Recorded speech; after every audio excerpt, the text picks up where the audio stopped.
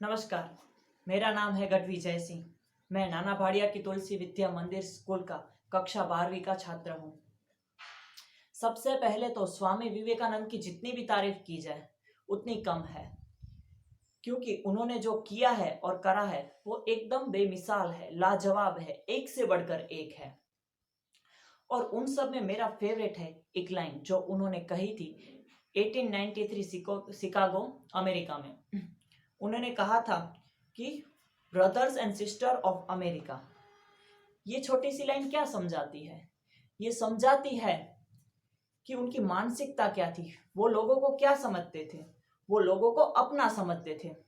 वो कहते थे कि कोई भी देश का हो, कोई भी वर्ण का हो, कोई भी जाति का हो, उनसे उन्हें कोई फर्क नहीं पड़ता, वो सब उनके खुद के हैं।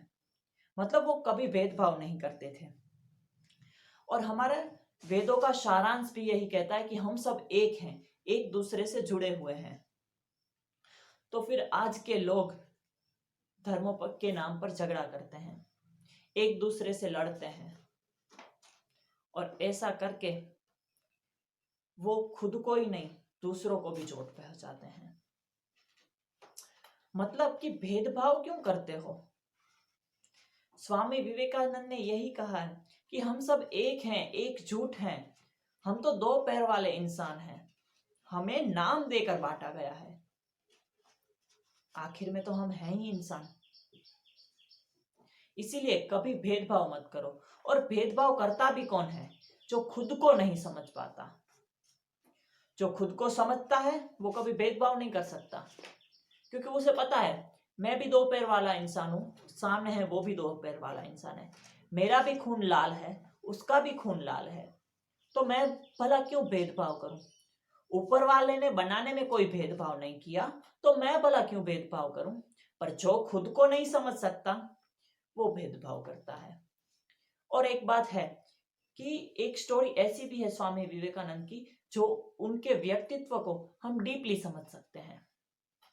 जब वो अमेरिका जा रहे थे उससे पहले वो मां शारदा के पास आए और उन्होंने कहा कि हे मां शारदा, मैं अमेरिका में उपदेश या अपने ज्ञान का प्रचार करने जा रहा हूं, तो मुझे अनुमति दीजिए।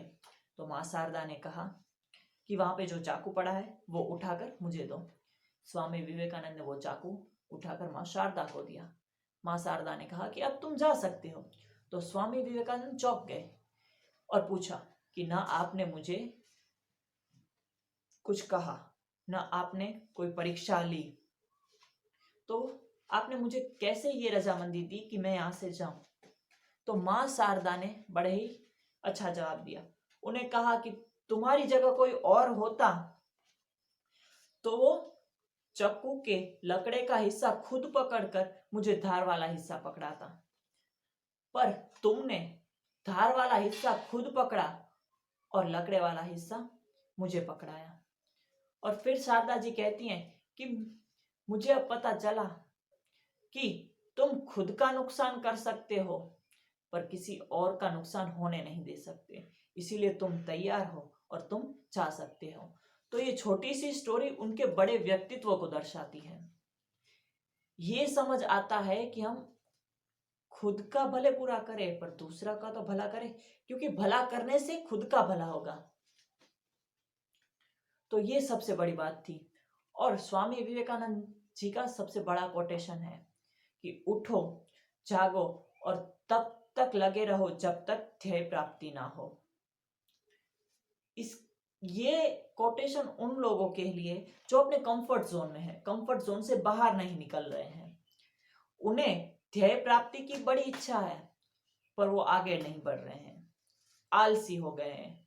तो वो उन्हें कहते हैं कि तुम उठ जाओ, तुम सोए क्यों हो, तुम निराश क्यों हो रहे हो, क्यों डर रहे हो, तुमसे कुछ भी ऐसा नहीं है जो तुम नहीं कर सकते। और वो कहते हैं ना, मन से हारे हार है, मन से जीते जीत। तो कह रहे हैं कि तुम हारते क्यों हो, तुम सब कुछ कर सकते हो, तुम्हें सिर्फ ठानना है और लगे रहना है जब तक ध्येय प्राप्ति ना हो। तब तक मेहनत करनी है जब तक लक्ष्य मिल नहीं जाता।